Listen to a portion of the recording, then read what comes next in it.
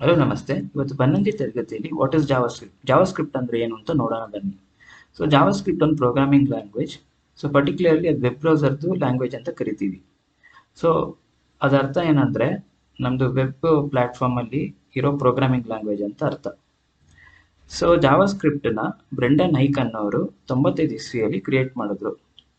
So ಅವ್ರು create ಮಾಡಿರೋ ಉದ್ದೇಶ ಏನಂದ್ರೆ 95 ಇಸ್ವಿಕ್ಕಿಂತ ಮುಂಚೆನೂ ವೆಬ್ ಪೇಜಸ್ ವೆಬ್ಸೈಟ್ಸ್ ಎಲ್ಲ ಇರ್ತಿತ್ತು.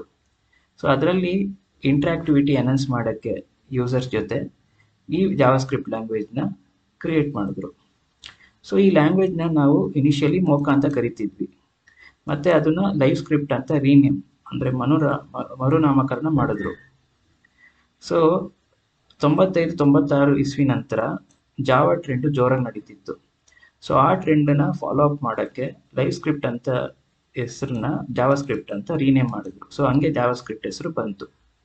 ಸೊ ಜಾವಾಸ್ಕ್ರಿಪ್ಟು ಡಿಸೈನ್ ಮಾಡಿದ ಉದ್ದೇಶ ಏನಂದರೆ ಲೈಟ್ ವೆಯ್ಟ್ ಆಗಿರಬೇಕು, ಮತ್ತು ಪ್ರತಿಯೊಂದು ಬ್ರೌಸರಲ್ಲೂ ಅದು ಇನ್ಬಿಲ್ಟ್ ಆಗಿರುತ್ತೆ. ಸೊ ಇದು ಅರ್ಥ ಏನಂದರೆ ಜಾವಾಸ್ಕ್ರಿಪ್ಟಿಗೆ ಯಾವ ಪ್ಲಗ್ಗಿನ್ನು ಮತ್ತೇನೋ ಸಪ್ರೇಟ್ ಇನ್ಸ್ಟಾಲೇಷನ್ ಬೇಕಿಲ್ಲ. ಸೊ ಒಂದು ಜಾವಾಸ್ಕ್ರಿಪ್ಟ್ ಪ್ರೋಗ್ರಾಮ್ನ ಡೈರೆಕ್ಟಾಗಿ ಬ್ರೌಸರಲ್ಲಿ ಕೋಡ್ ಬರೆದು ಡೈರೆಕ್ಟಾಗಿ ಬ್ರೌಸರಲ್ಲಿ ಎಕ್ಸಿಕ್ಯೂಟ್ ಮಾಡ್ಬೋದು. ಸೊ ನಾನು ಮುಂಚೆ ಹೇಳ್ದಂಗೆ ಎಲ್ಲ ಮಾಡರ್ನ್ ಬ್ರೌಸರಲ್ಲೂ ಜಾವಾಸ್ಕ್ರಿಪ್ಟ್ ಡಿಫಾಲ್ಟ್ ಆಗಿ ಸಪೋರ್ಟ್ ಮಾಡುತ್ತೆ.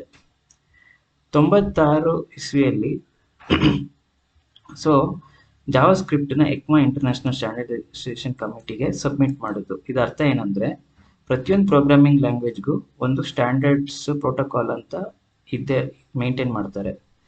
ಸೊ ಜಾವಾಸ್ಕ್ರಿಪ್ಟ್ ಸ್ಟ್ಯಾಂಡರ್ಡ್ಸ್ನ ECMA international standardisation committee organisation ಅವರು ನೋಡ್ಕೊತಾರೆ. ಸೊ ಈ ಸ್ಟ್ಯಾಂಡರ್ಡ್ನ ನಾವು ಎಕ್ಮಾ ಸ್ಕ್ರಿಪ್ಟ್ ಸ್ಟ್ಯಾಂಡರ್ಡ್ ಅಂತ ಕರಿತೀವಿ. ಸೊ ಇವತ್ತಿನ ನೋಡಿಯಾಗಿ ಇಷ್ಟೇ.